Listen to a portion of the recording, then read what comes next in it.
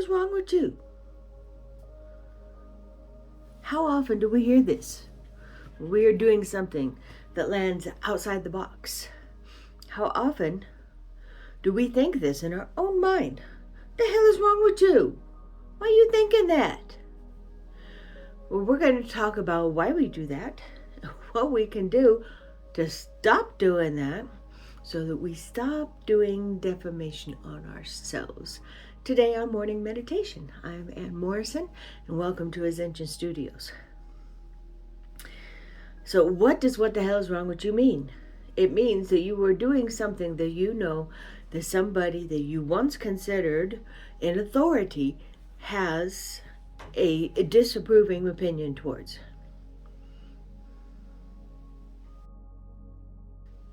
And right now, with rage baiting and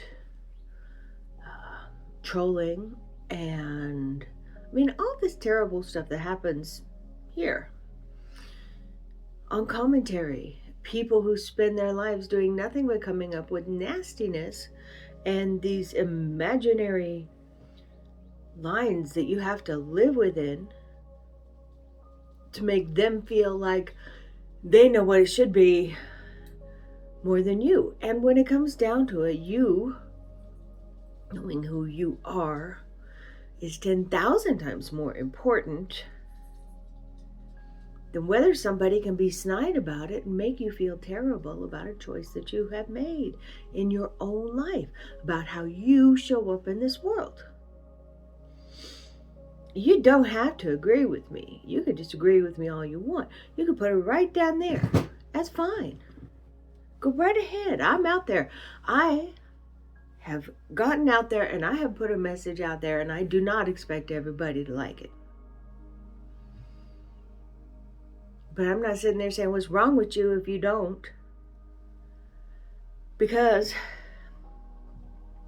the truth is, there is nothing wrong with any person who is fulfilling their life's purpose and is taking the time and effort to try to put themselves out there to be of help and service to the world. Do I not like it sometimes? Sure. Does it make me cringe sometimes? Sure. But I also have absolutely no way of realistically knowing whether or not this is necessary in their life and their journey. As a CEO, people think I gotta be mean. And there's a difference between being firm and mean, but to the person I'm being firm to, it probably sounds pretty damn mean. That doesn't mean it was meant that way, but that is the way that it comes across. So as far as other people's opinions, I have rules for myself. And I'm going to let you know, and if this resonates with you, you go right ahead and use them. Rule number 1.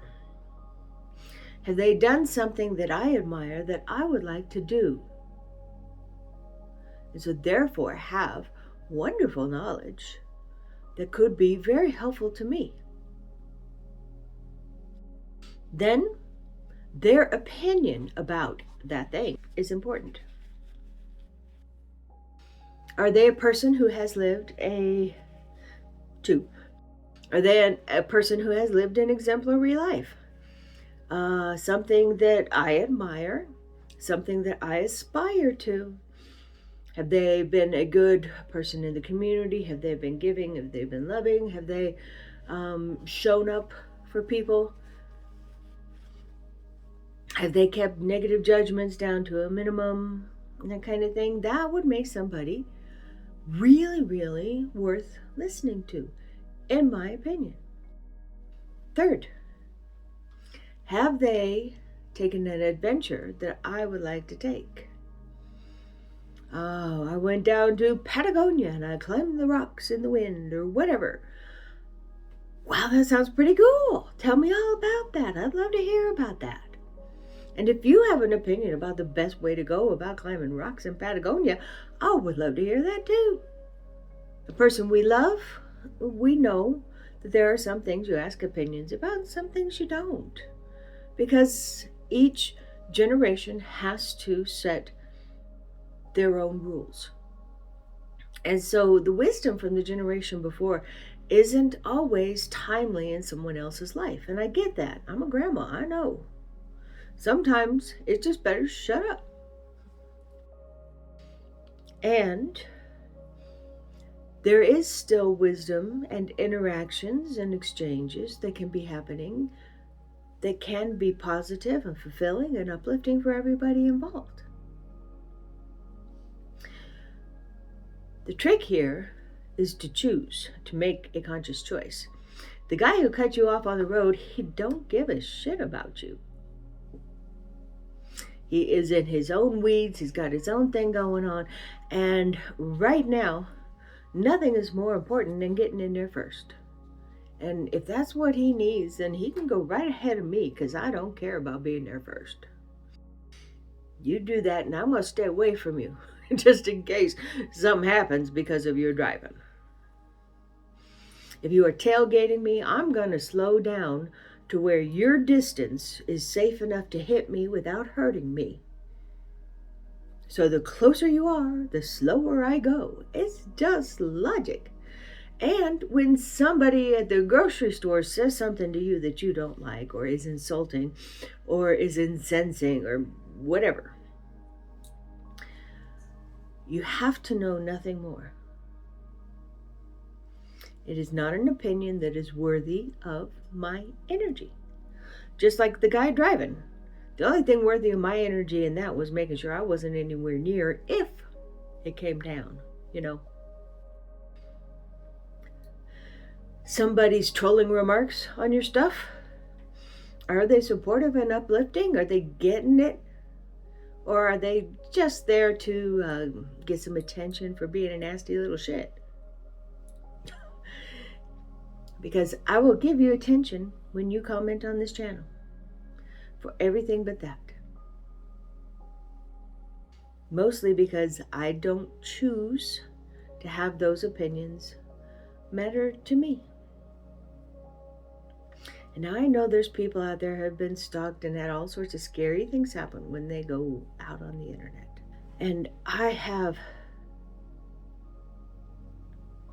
in no way any experience to be able to say what that is or how that happens. And it's terrible. It's terrible that some people think that that is their only contribution asset to give to the world. But terrible, right and wrong, they're all opinions. Whether it's good or bad, whether it is, trending or not trending, whether it's smart or stupid, opinions. And the truth is, the opinion that matters most is one right here. And as long as I remember that, and I remember not to negate the fact that somebody's opinion that I don't know they have these three things in might not be a valuable opinion. If it is put forward in a way that is meant to hurt me or ridicule me, it is not to me valuable. And that's fine. Everyone doesn't have to be valuable to everyone. And not everyone has to be nice. And everyone's path is different. And I have no idea why somebody would have to do those kind of things. Except for the fact that I've done them in my own past, in younger years. And I thought I was so goddamn cute and clever. And I've learned. But I had to get rid of the constant negative influences in my life to be able to find enough peace to find the fortitude within myself to know that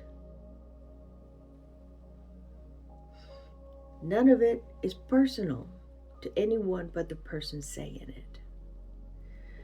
It doesn't have to be personal to you. If you don't like the way that I show up for videos, then you have the right to your opinion. You do. And it probably ain't going to change a damn thing unless you're giving me a whole bunch of money to help me put more out.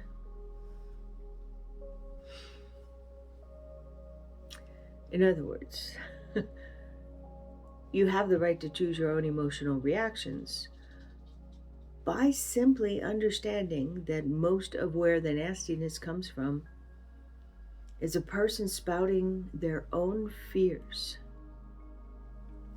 If somebody says, "Oh my God, why did you wear that?"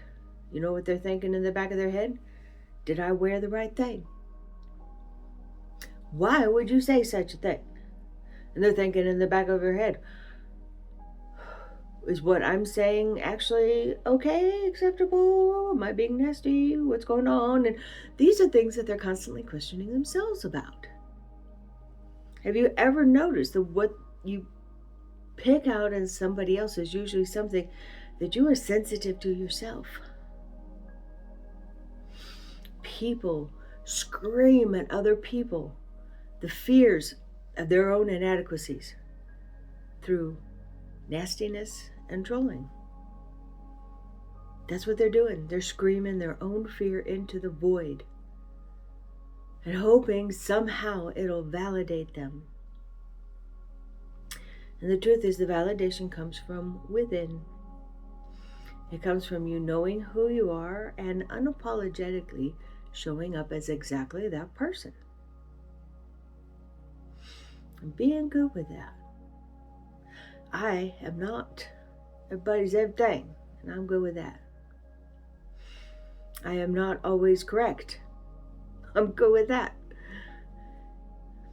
I am not always kind. I'm not always 100% attentive. I'm not always anything. I'm a human being trying to do the best being I can while I'm here in this vehicle on this journey. Period. That's it. It's simple when you allow it to be simple. And you, oh, but, well, stop all those oh, buts and just sit with that for a moment. Everyone is out in the world running their own journey that none of us can know the entirety of till we go back to the ocean. And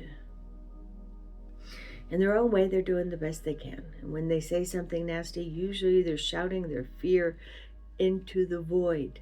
Not at you. You're not the void. It bounced there. Let it bounce off and roll away. And yeah, as a woman, I know it might take a couple days for it to completely roll away. As a man, it might take a couple days for it to completely roll away.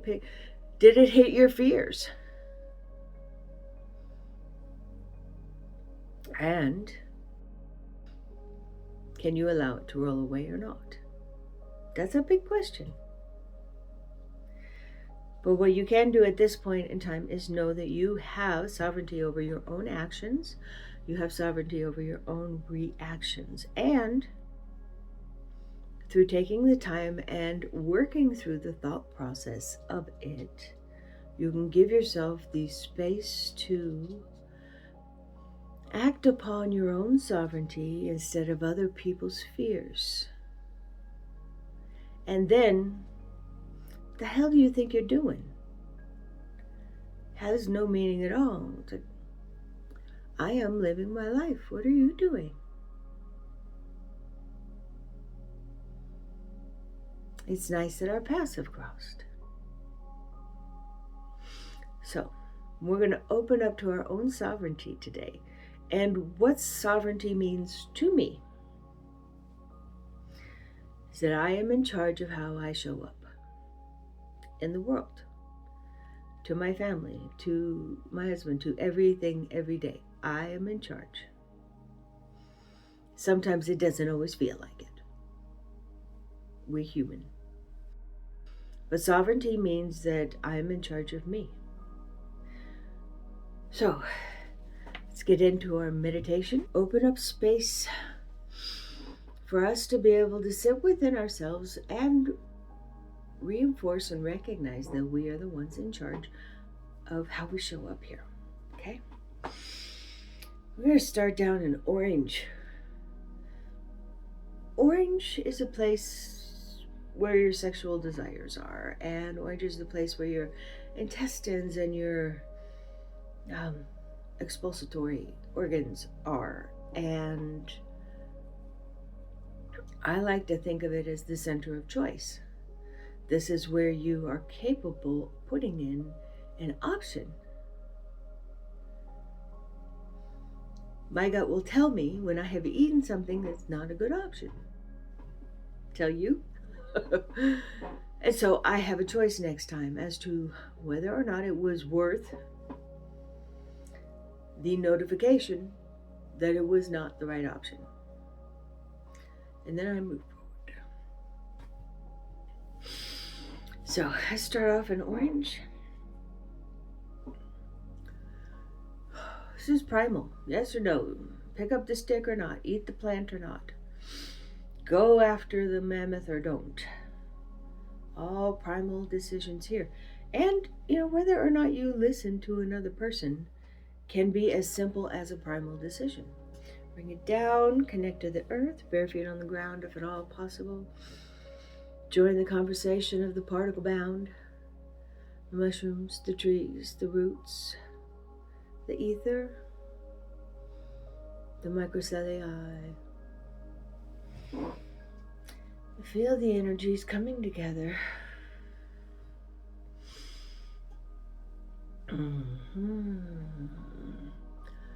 Pull them out all to the place where the harmonizing the song is just amazing. Connect to the energy, and the energy that is everywhere from in you, in the room, in the house, in the city, in the state, in the country, in the earth, in the universe. All.